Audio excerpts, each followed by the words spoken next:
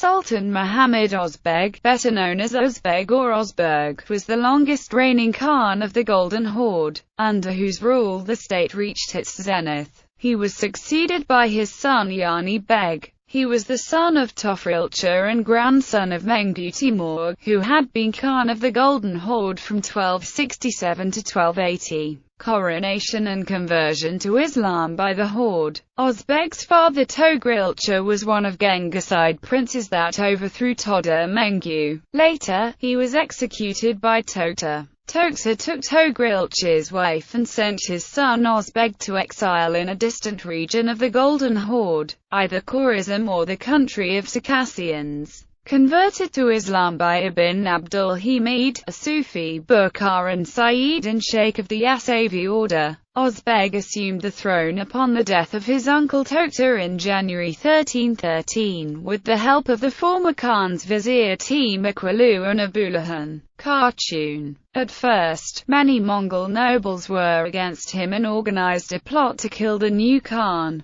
Ozbeg discovered the plot and crushed the rebels. His adoption of Islam as a state religion led to a conspiracy of shamanist and Buddhist princes, which he subdued severely. Ozbeg determinedly spread Islam among the Golden Horde and allowed missionary activities to expand in the surrounding regions. Ozbeg found out that his competitor was backed by the envoys of the great Khan Ayubawada Bayanchu, and this fact helped deteriorate his relationship with the Yuan dynasty. The last of his rebellious relatives was shamanist Khan Ilbasan of the White Horde, who was murdered in 1320. Ozbeg installed the Muslim Mubarak Khwaja as a replacement to the throne of the White Horde, but he discouraged their independence. In the long run, Islam enabled the Khan to eliminate interfactional struggles in the Horde and to stabilize state institutions. Russian scholar Lev Gumilev wrote that in this manner was Ozbeg able to turn the Khanate into a sultanate. Khan Ozbeg urged the Mongol elite to convert to Islam, but at the same time, he preserved the lives of Christians and pagans such as Russians, Circassians, Alans, Finno-Ugric people, and Crimean Greeks as long as they continued to pay the jizya in subjection to Islamic rule. From Ozbeg onwards, the Khans of the Golden Horde were all Muslim. Ozbeg was very tolerant of Christians as exemplified by a letter of thanks he received from Pope John XXII in which the Christian leader thanked Ozbeg for his kind treatment of Christians. Ozbeg had sent a letter to the Metropolitan Peter which stated, "By the will and power, the greatness and most high, let no man insult the Metropolitan Church of which Peter is head, or his service or his churchmen, let no man seize their property, goods or people, let no man meddle in the affairs of the Church, their laws. Their churches and monasteries and chapels shall be respected. Whoever condemns or blames this religion shall not be allowed to excuse himself under any pretext, but shall be punished with death." Reign, military and politics. Ozbeg maintained one of the largest armies in the world, which exceeded 300,000 warriors. He employed his military clout to conduct campaigns against the Ilkhanate in Azerbaijan in 1319, 1325 and 1335. Ilkhanate commander Chupan repulsed one Ozbeg's first two attempts and even invaded deep into the Jochid Ulus in 1325. Ozbeg found an ally against the Ilkhanate in Mamluk Egypt. Indeed, one of Cairo's squares was named after him. The Khan had the daughter of previous Khan's sister, Princess Tulambaya, married to a Mamluk sultan, but she died soon after and Ozbeg was disappointed.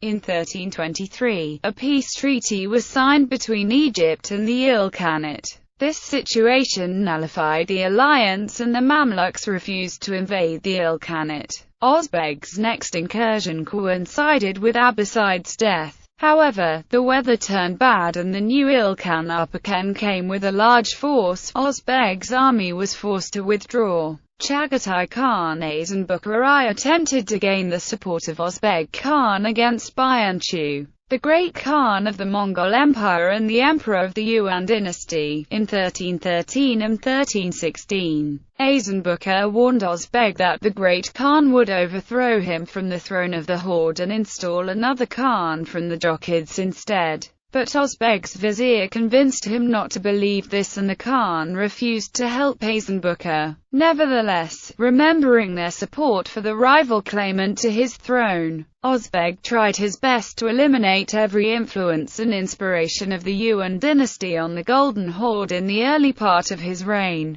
The Khan's diplomatic relationship with the Yuan, however, improved in 1324. The Khagan Ayabawada Bayanchu granted him the right to rule the Golden Horde. By the 1330s, Ozbeg had begun sending tribute to the Mongol Yuan emperors and received his share from Jochid possessions in China and Mongolia in exchange. Ozbeg was engaged in wars with Bulgaria and the Byzantine Empire from 1320 to 1332. He repeatedly raided Thrace, partly in service of Bulgaria's war against both Byzantium and Serbia that began in 1319. His armies pillaged Thrace for 40 days in 1324 and for 15 days in 1337, taking 300,000 captives. After Ozbeg's death in 1341, his successors did not continue his aggressive policy and contact with Bulgaria lapsed. His attempt to reassert Mongol control over Serbia was unsuccessful. In 1330, Byzantine Emperor Andronikos III purportedly gave his illegitimate daughter in marriage to Ozbeg, but relations turned sour at the end of Andronikos's reign,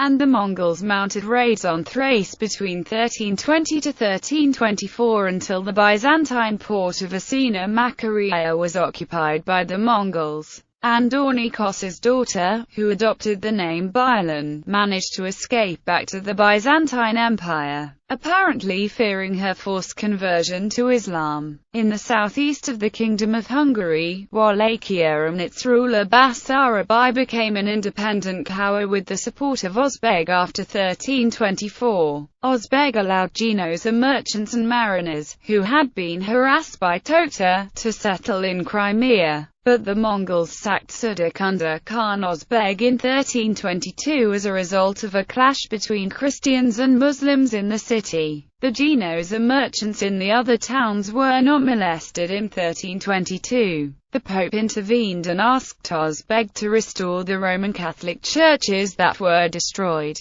Ozbeg was friendly towards the Pope and exchanged letters and gifts. Khan Ozbeg signed a new trade treaty with the Genoese in 1339 and allowed them to rebuild the walls of Kaffa. In 1332 he had allowed the Venetians to establish a colony at Tanais on the Don. New Sarai during the reign of Ozbeg. Sarai was more quickly becoming a main commercial center and industrial trading center of the country rather than just a political center. The expression of Mongol camp mentality, following Ash and the nearby absence of some structures. To successfully spread Islam, it was necessary to build a mosque and other elaborate places, requiring baths, an important element of Muslim culture. Sarai attracted merchants from European, Asian and Islamic countries as well as Middle East. Slave trade flourished due to strengthening ties with Mamluk Sultanate. Successful commercial revolutions required new markets, caravans, places where merchants find their way. Growth of wealth and increasing needs of production always produce population growth. Unfortunately, this did not pass over in Sarai. The increase of the region's dwelling places transformed the capital into a center of a large Muslim government, giving it the appropriate aspect and status. Ozbeg actually came to build a new city, which received the official name Sarai al-Jadid or New Sarai. Relationship with Russian princes. Ozbeg supported the earliest princes of Muscovy, his brother-in-law Yuri of Moscow and Yuri's successor Ivan Kalita, against their relatives, the westward-leaning princes of Tver. Four of these latter rulers, Mikhail of Tver, his sons Dmitry and Alexander Mikhailovich, and his grandson Theodore, were all killed in Sarai at Ozbeg's behest. In 1317, Mikhail Yaroslavich defeated Yuri at a village called Bortenevo. Mikhail captured Yuri's wife, Konchaka, who was the Khan's sister. Unluckily, Konchaka died when she was in the custody of Mikhail. Yuri announced to the Khan that she had been poisoned by order of Mikhail. He and Yuri were summoned to the court of Golden Horde for a trial, after which Mikhail was beheaded in December of 1318. Following Yuri's machinations, which prompted the Khan to grant the Yarlik to Moscow and led to their father's execution by the Horde, Dmitry and his brother, Alexander, fought a series of battles with Yuri and intrigued against him at the Horde,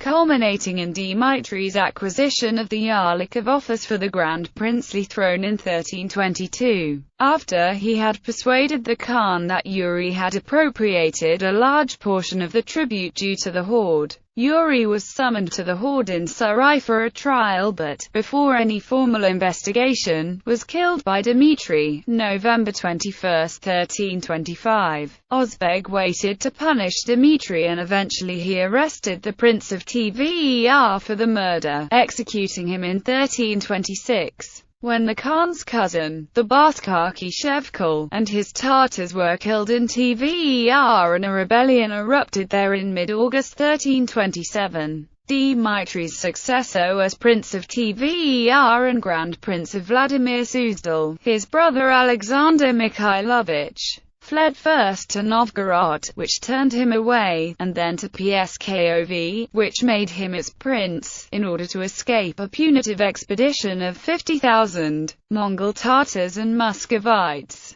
which was headed by his cousin, Yuri's brother and successor Ivan Danilovich. Tver's uprising against the Horde was bloodily suppressed by the Muscovite and Tartar forces in 1327. Ozbeg appointed Ivan to position of Grand Duke of Vladimir in 1328. That marked the true beginning of the rise of the Muscovites. Alexander, after many travails, including exile in Sweden and Lithuania, eventually prospered in Pskov, under the patronage of Gediminas, Grand Duke of Lithuania. He sent his son Fyodor to the Horde, with tribute and seeking forgiveness. In 1335, the Khan pardoned Alexander and he was given the princely Yarlik to Tver once again in 1337. Unfortunately, his greatest enemy, his cousin Ivan, once more set the Horde's Khan against him with the aid of intrigue. Alexander was summoned to the Horde again and was executed at the hand of Khan Ozbeg. Tver was then pillaged and many of its citizens massacred.